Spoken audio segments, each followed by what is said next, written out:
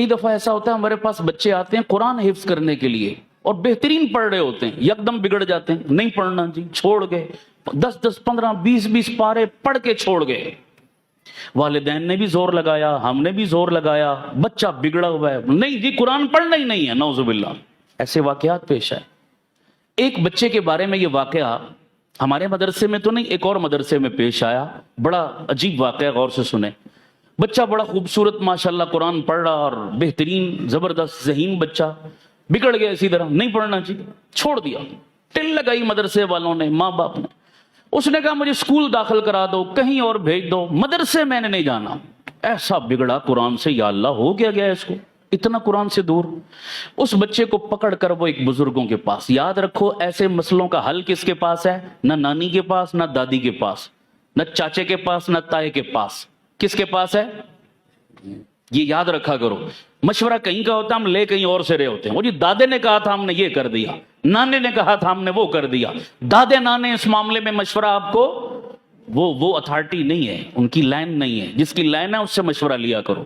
تو آؤ ہم سے پوچھو، ہم آپ کو بتائیں، کہیں نہ کہیں ٹیکنیکل فالٹ آ رہا ہوتا ہے۔ اب وہ ایک بزرگوں کے پاس لے گئے، کہا حضرت جی بڑے شوق سے ہم نے داخل کرایا تھا، بڑا پیارا قرآن پڑھ رہا تھا، کئی پارے حفظ بھی کر چکا، پتہ نہیں سمجھ نہیں آئی ہوا کیا ہے، بگڑ گیا۔ وہ پہنچ گئے، ان کی نظر بڑے دور تک جاتی ہے نا اللہ والوں کی۔ انہوں نے کہا بھئی یہ بچہ بازار کی کچھ چیزیں کھاتا ہے؟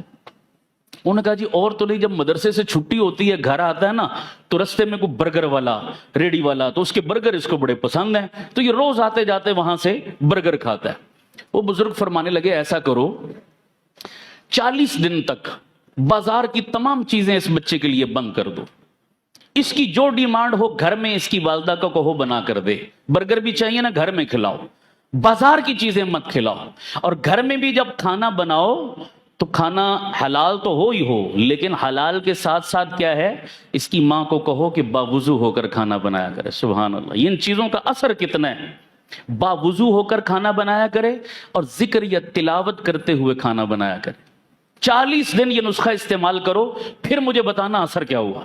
انہوں نے شروع کر دیا ایسا جناب، چند دن گزرے تھے بچہ خود ہی تیار ہو گیا، لے چلو بھائی مجھے مدرسے لے چلو، خود ہی تیار ہو گیا۔ والدین بڑے خوش ہوئے، گئے ان بزرگوں کے پاس، حضرت جی واقعی آپ کا نسخہ تو بڑا کام کر گیا، اس میں راز کیا تھا؟ فرمانے لگے اکثر، سب کی بات نہیں کر رہا، لیکن اکثر بازار میں جو چیزیں ملتی ہیں کھانے پینے کی، خاص طور پر تیار کی ہوئی، اکثر لوگ بے نمازی ہوتے ہیں۔ اور حدیث بتا رہا ہوں میرے نبی کے فرمان کا مفہوم، ایک بے نمازی کی نحوست 40 گھروں پہ پڑتی ہے۔ 40 گھر کا مطلب پورا محلہ، تو جہاں پورے کا پورا محلہ بے نمازی ہو، اس محلے کی نحوست کا عالم کیا ہوگا، آپ اندازہ لگائیں۔ اب یہ نحوست ہوتی کیا ہے، اس کے آفٹر شاکس کیا ہوتے ہیں، یہ ایک الگ موضوع ہے، پھر کبھی بتاؤں گا کہ کتنی خطرناک چیز ہے یہ۔ ایک بے نمازی پورے محلے کو لپیٹ میں لیے ہوئے، تو خود اس کے اپنے وجود میں کتنی نحوست ہوگی۔ انہی نحوست والے ہاتھوں سے اس نے برگر بنائے، کھانا بنایا، سالن بنایا، روٹی بنائی، جو بھی، تو بتائیے وہ جو کھا رہا ہے کیا نحوست اس کے اندر نہیں جا رہی؟ اب نحوست جس کے اندر گئی، اس کا اعمال میں دل لگے گا، تلاوت میں دل لگے گا، نماز میں دل لگے گا؟ کبھی بھی نہیں۔ وہ فرما رہے تھے کہ یہ وجہ تھی جس وجہ سے بچہ بگڑا ہوا تھا اور نہیں اس طرف آ رہا تھا، میں نے آپ کو یہ نسخہ بتایا، وہ کام کر گیا۔ لہذا اس قسم کے کھانے، تو سوچو بے نمازی ہاتھوں کا کھانا کھا کر بندہ قرآن سے دور ہو گیا، تو جو بندہ کھائی حرام رہا ہے وہ قرآن پڑھے گا؟ جو اپنے بچوں کو حرام کھلا رہا ہے اس کے بچے قرآن پڑھیں گے، اس کے بچے نماز پڑھیں گے، اس کے بچے دین پر چلیں گے، نیک ہوں گے؟ میں حیران ہوتا ہوں بھئی، والدین آ کر دعا منگواتے ہیں، مولانا دعا کرو میرا بچہ نیک بن جائے، مولوی صاحب دعا کرو میری بیٹی نیک اور شرم پردے والی بن جائے۔ ٹھیک ہے، اچھی بات ہے، دعا تو کر رہے ہیں، اور تو دعا بھی تو کرو نا، دوا بھی تو کرو۔ دوا کا مطلب کہ اپنے بچوں کو حلال تو کھلاؤ، حلال کا لقمہ تو ان کے پیٹوں میں ڈالو۔ اپنی روزی پر نظر نہیں کر رہے کہ سارا دن مار دھاڑ کر کے دہاڑی لگاتے ہو، جھوٹ اور فراڈ کر کے دہاڑی لگاتے ہو، اور شام کو جو روزی اپنے بچوں کو کھلاتے ہو وہ حرام کھا کر، کیا ہماری دعاؤں سے آپ کا بچہ نیک بن جائے گا؟ کبھی بھی نہیں ہو سکتا، کبھی نہیں ہو سکتا۔ حلال کھلاؤ، پھر دیکھو کہ آپ سے پہلے آپ کا بچہ دوڑ کر مسجد میں آئے گا۔ حلال کھلاؤ، پھر دیکھو آپ کا بچہ آپ کی آنکھوں کی ٹھنڈک کیسے بنے گا۔ یہ اصول ہے۔ ہم لوگ اس طرف توجہ نہیں کرتے کہ ہماری آمدن آ کیسے رہی ہے.